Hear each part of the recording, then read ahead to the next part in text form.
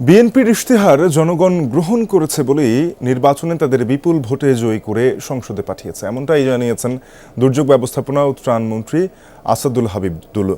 দুপুরে লালমনিরহাট সদর উপজেলায় পরিষদে সরকারের 180 দিনের পরিকল্পনার অগ্রগতি নিয়ে আলোচনা সভায় যোগ দেন তিনি। RFL gas stove hassle free auto ignition নিশ্চিত করে ঝামেলাহীন রান্না। আরএফএল গ্যাস স্টোভ নিরাপদ ও ঝামেলাহীন। সেখানে নির্বাচনের ইশতেহার অনুযায়ী সরকারের 180 দিনের পরিকল্পনা কাজের অগ্রগতি নিয়ে কর্মকর্তাদের সাথে আলোচনা করেন। পরে মন্ত্রী বলেন, সরকার নির্ধারিত সময়ে সকল কর্মকর্তাদের কার্যালয়ে আসতে হবে, কেউ না এলে তাদের বিরুদ্ধে ব্যবস্থা নেওয়া হবে।